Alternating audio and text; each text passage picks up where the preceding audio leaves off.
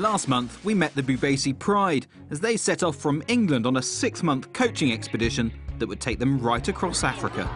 Their objective? To unite, inspire and empower youngsters through rugby. After Ethiopia, they headed south to Kenya, their first stop, Brookhouse School in Nairobi. One thing I love about rugby is the commitment. You have to be fully committed to everything you do, whether it's showing up to training on time, being there for your friends, your teammates when they need you on the field. And that's one of the best things that rugby can teach anyone in life. The commitment will get you far. And the most successful teams that I know are the most committed teams. To me, it's a wonderful thing because I get to give back what I've learned from my coaches. I get to teach it to someone else. And who's to know, maybe amongst those people, the next Collins and Jerry is coming up. We've trained with Kumbi a few times. He's really a good kid. He loves the sport, and when we play with him, he quite feels part of the team and quite motivated. And him just being there culturally, I think he's from Zimbabwe, and he used to say he wants to play for Kenya more.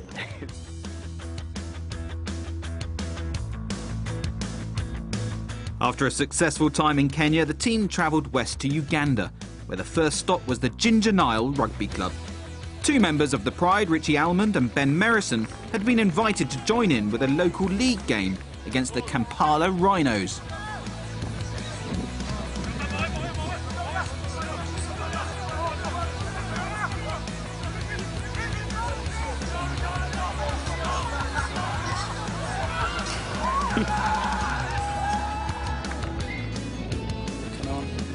Things were tough. The game was good, and of course the home team struggled. It lost by a big margin. I'm so happy for you guys to be here, and it's going to help me boost my under-14 system. So what is going to happen is we are going to go more into these schools using Bhubesi Pride, and our biggest target is to have more kids get involved into rugby. The Pride coached at 3 local primary schools, Kira, Spire Road and Narambai. After a hard week of training, they played against one another in the inaugural Bhubesi Pride Cup. It was a fitting end to their adventure, during which they'd introduced another 280 children to the game. And for the record, it was Spire Road Primary School who won through some closely fought matches. The 3 schools now have the equipment and coaching knowledge to continue with rugby and are eager for the Bhubesi Cup to take place again next year. It's a good day right now. We enjoyed, we played games, and we had fans. I want to continue playing their game because it is very good.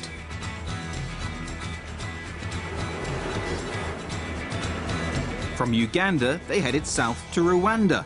3 more schools and local coaches to support.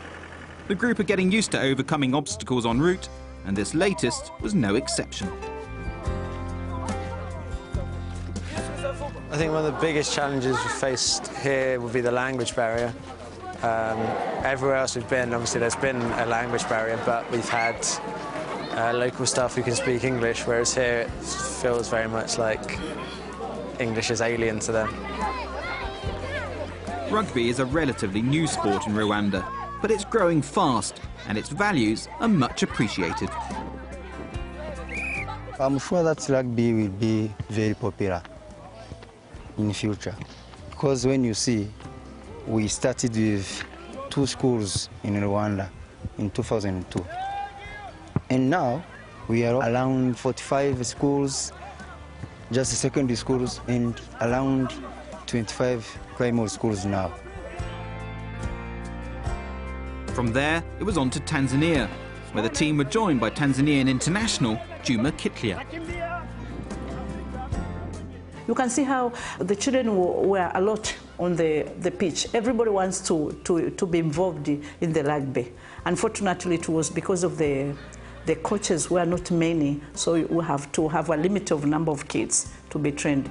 But it was something very enjoyable. I think maybe next year we'll continue doing that. It was very fantastic, very good. And we'll be catching up with Bhubesi Pride next month as they trek further south to Malawi and Zambia.